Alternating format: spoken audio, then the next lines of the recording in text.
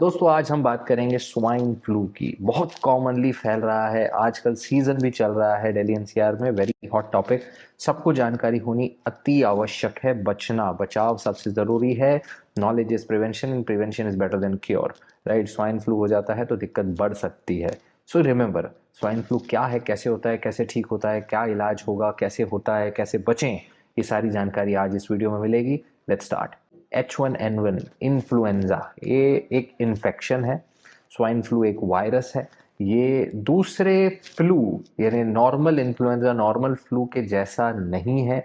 ये थोड़ा डेंजरस हो सकता है, लेकिन सिमिलर वायरस है, लेकिन उसका अलग ब्रांड है, अलग स्ट्रेन है, अलग टाइप है। पहली बार ये हुआ था 2009 में, कहीं पे पूरी दुनिया में कई जगहों पे हुआ था। और इसका नाम स्वाइन फ्लू इस तरह रखा गया था क्योंकि ये जो वायरस है, इसका जो स्ट्रक्चर है वो थोड़ा सा, जो स्वाइन, जो पिग्स के अंदर फ्लू वायरस होता है उसके जैसे दिख रहा था, सिमिलर था, इसलिए उसका स्वाइन फ्लू नाम रख दिया गया। लेकिन बाद में पता चले ये अलग है, स्वाइन फ्लू यानी वहां से नहीं आया है। ये इसका नाम एक्चुअली H1N1 है, लेकिन वो स्वाइन फ्लू नाम उसका रखा गया तो वो स्टिक हो गया। सो होता क्या है, ये बेसिकली एक वायरस है। राइट, और ये वायरस पर्सन टू पर्सन फैलता है, आपको दूसरे किसी इंसान से हो सकता है। ये पिग से आया ही नहीं है तो पिग से नहीं हो सकता।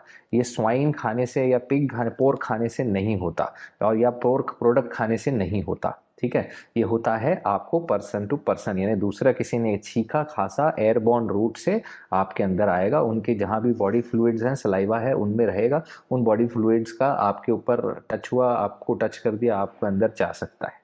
और ज़्यादातर लोगों में ये बिल्कुल जाएगा, बिल्कुल बिल्कुल आपके अंदर जाएगा, अगर आपके एरिया में सीजन या आउटब्रेक चल रहा है तो। लेकिन अच्छी बात यह है कि ज़्यादातर लोग इससे बिना किसी दिक्कत से, उनकी इम्यूनिटी खुद इसे टैकल कर लेगी, उसे स्वाइन फ्लू के वायरस को हरा देगी। लेकिन कुछ लोगों में दिक्कत बढ़ सकती है। सो होता क्या है जब स्वाइन फ्लू होता है? देखिए, जब भी स्वाइन फ्लू होता है, पहले जो सिम्टम शुरू होता है, दिक्कत शुरू होती है पहले 3 से 5 दिन के अंदर अंदर। जैसे ही आपके अंदर वायरस गया, 3 से 5 दिन के अंदर अंदर सिम्टम शुरू होते हैं और ज़्यादातर 8 दिन तक रहते हैं। ठीक है, 3 से 8 दिन के बीच में ज़्यादातर बिल्कुल जैसे नॉर्मल फ्लू होता है उसके जैसे सिम्टम होंगे। बुखार होगा, खांसी होगी, गला थोड़ा खराब लगेगा, आपको सर में दर्द हो सकता है, ठंड लग सकती है, थकावट रह सकती है, नाक बह सकती है, नाक बंद हो सकती है, और मसल्स में दर्द रह सकता है, उल्टी आ सकती है, और आपको डायरिया भी हो सकता है। ठीक है, सो याद रखिए, इन सब सिम्टम्स, ऐसे कोई सिम्टम्स हैं, ये एडल्ट्स में होंगे। बच्चों में होगा तो बच्चों में क्या होगा, छोटे बच्चे थोड़ी बता सकते हैं। छोटे बच्चों में क्या क्या देखना है आपको, अगर उनको फ्लू जैसे सिम्टम है, सर्दी खांसी लग रही है, तो क्या उनको कोई सांस लेने में दिक्कत तो नहीं हो रही? कहीं उनको बुखार के साथ साथ कोई रैश तो नहीं आ रहा? कुछ रैश हो अगर तो वो खतरनाक, वो उसके लिए आपको देखना पड़ेगा। कन्फ्यूजन तो नहीं है, इन पेशेंट तो नहीं है, रेस्टलेस तो नहीं है बच्चा, सुबह उठने में दिक्कत तो नहीं हो रही है, ठीक से दूध या पानी पी तो नहीं रहा, पी रहा है कि नहीं, ठीक से खा पी नहीं रहा। और अगर फ्लू लाइक सिम्टम्स ठीक ही नहीं हो रहे हैं, काफी जा ही नहीं रहे हो, या जाते हैं फिर वापस आ जाता है बुखार, बार बार आता जा रहा है, बढ़ता जा रहा है, तो आपको डॉक्टर को दिखाना जरूरी है। Remember this. तो डॉक्टर क्या करेगा, डायग्नोस करने के लिए फिजिकल एग्जामिनेशन करेंगे, आपकी सारी हिस्ट्री, आपकी मेडिकल हिस्ट्री देख के उसके बाद फिर आपका एक टेस्ट करेंगे। फ्लू टेस्ट होता है, rapid flu test. Rapid flu test के साथ और भी बाकी वायरसेस के बारे में चेकअप किया जाता है, और बाकी ब्लड टेस्ट और इन्फेक्शन, बैक्टीरियल इन्फेक्शन के लिए भी टेस्ट किया जा सकता है। H1N1 का जो टेस्ट है उसको रिपोर्ट आने के लिए कुछ दिन लगते हैं, कुछ दिन। जी हाँ, इसलिए आपके डॉक्टर को अगर लग रहा है कि उस एरिया में H1N1 swine flu viral infection फैला है और आपको उसे ही सिम्टम है, तो फिर अगर आपके डॉक्टर को लगता है कि आपके एरिया में स्वाइन फ्लू फैला है और आपके सिम्टम वैसे ही है, तो फिर आपको राइट अवे एम्पिरिकल दवा शुरू कर दी जानी चाहिए, और जाती है। राइट, ये काफ़ी कॉमन है, ज़्यादातर आउटब्रेक वाले एरिया में ऐसा होता है। सो कौन सी दवा दी जाती है आपको स्वाइन फ्लू के लिए? जो दवा दी जाती है, एंटीवायरल मेडिसिन होती है, जिसका नाम है, दो प्रकार की है, एक तो ओसेल्टामिवीर नाम है, और एक रानामिवीर, रानामिवीर नाम की दवा है। ये दवा से क्या होता है, एक तो आपकी बॉडी को हेल्प होती है कि इस वायरस को जल्दी से जल्दी ख़त्म करें, प्रिवेंट करें, ताकि ये और ना बढ़े, लोगों को और फैलने में रोके, ताकि आपकी रिकवरी बेहतर हो। और ये दवा करती क्या है बेसिकली, आपके जो फ्लू वायरसेस है उसकी रिप्रोडक्शन की, वो उसकी एबिलिटी जो प्रोड्यूस 1 से 2, 2 से 4 रेप्लिकेशन की जो प्रोसेस है उसको कम कर देती हैं, वो डिक्रीज कर देती हैं। और इससे क्या होगा, आप कम दिन के लिए बीमार होगे, वो बीमारी ज़्यादा तेज़ नहीं फैलेगी, आपके सिम्टम जल्दी ठीक हो जाएंगे और आपको कॉम्प्लिकेशंस होने के चांसेस कम हो जाएंगे, राइट। और ये दवा तब ज़्यादा इफेक्ट करती है जब जितनी जल्दी उसको शुरू करें, जब से बुखार आया, जब से दिक्कत होनी शुरू हुई, पहले दूसरे तीसरे दिन से, तब से इसको दवा को शुरू करें तो ज़्यादा इफेक्टिव होती है।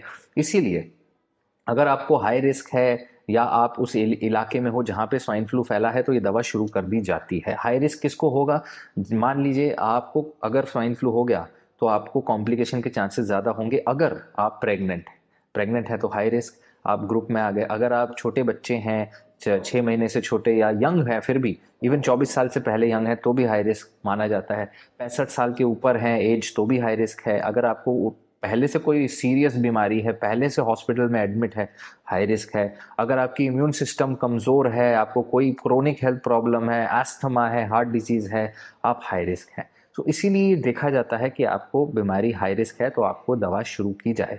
कई बार ओसेल्टामिविर प्रिवेंशन के लिए भी देते हैं, राइट। अगर आप ऐसे पेशेंट के आसपास जा रहे हैं जिसको स्वाइन फ्लू है तो आप प्रिवेंशन के लिए भी ले सकते हैं। उसके लिए अपने डॉक्टर से डोसेज की बात करिएगा, आपके एज के, आपके वेट के हिसाब से आपको डोज दिया जाएगा। इसके अलावा आपको बुखार है तो बुखार की दवा चलेगी, एसिटामाइनोफिन, पैरासीटामोल, ब्रूफिन दे सकते हैं, नेप्रोक्सिन दे सकते हैं। ये बुखार के साथ साथ दर्द भी ठीक करेगी। लेकिन एस्पिरिन नहीं देना चाहिए, एक एस्पिरिन, इकोस्पिरिन, डिस्पिरिन नहीं देना चाहिए, वो अच्छी नहीं है इसके लिए। और मेक श्योर करना चाहिए कि उस दौरान आप खूब पानी पी रहे हैं, खूब रेस्ट ले रहे हैं।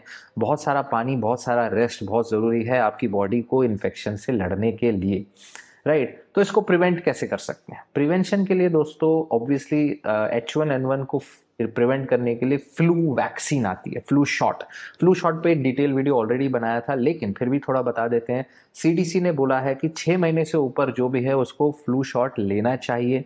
6 महीने से नीचे बच्चे को नहीं देते, इसलिए वो बच्चे के साथ पेरेंट्स को, बाकी सब लोगों को लेना जरूरी है ताकि उनसे उसको ना हो जाए, राइट।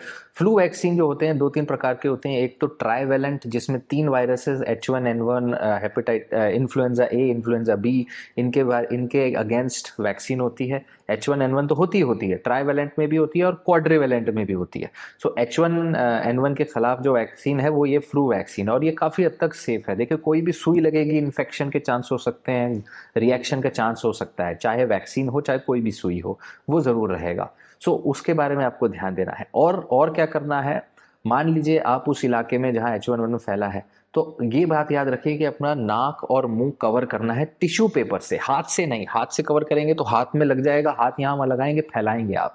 हाथ से नहीं, टिश्यू पेपर से कवर करिए। टिश्यू पेपर डस्टबिन में डालिए, ऐसी मत फेंक देना, राइट। अगर टिश्यू पेपर नहीं है तो हाथ यूज मत करिए, तब एल्बो में यूज करिए, एल्बो में छींकिए, हाथ टच नहीं करना है, ठीक है। ये इंपॉर्टेंट चीज याद रखिए।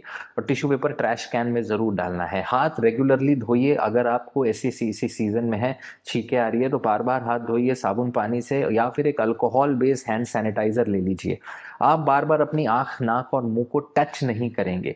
जिन लोगों को दिक्कत ज़्यादा है, जो ज़्यादा बीमार है, उनके पास जाना अवॉइड करेंगे, राइट। मास्क पहनेंगे अगर ट्रैवल कर रहे हैं या बड़े ग्रुप में जा रहे हैं, लार्ज ग्रुप ऑफ पीपल या क्राउडेड एरिया में जा रहे हैं, तो वहाँ इन्फेक्शन के चांसेस ज़्यादा होते हैं, राइट। ज़्यादा लोग हैं, 10-20 लोग हैं, 10-20 में एक को फ्लू तो होगा, चाहे वो स्वाइन फ्लू ना हो, दूसरा फ्लू सीजन में फ्लू फैल सकता है ऐसे में, तो उसमें मास्क पहन के जाएंगे। अपनी पर्सनल चीज़ें लोगों को मत दीजिए, मेकअप, आपके पेन, आपके यूटेंसिल, आपके स्पोर्ट्स की चीज़ें, वो दूसरों को देते हैं तो हो सकता है उनका सलाइवा, उनकी जो बॉडी फ्लूइड्स हैं, उससे आपको वापस अपनी चीज़ भी मिले और वायरस भी मिले। सो इसलिए फ्लू से बचने के लिए ये सब चीज़ें करनी पड़ेगी।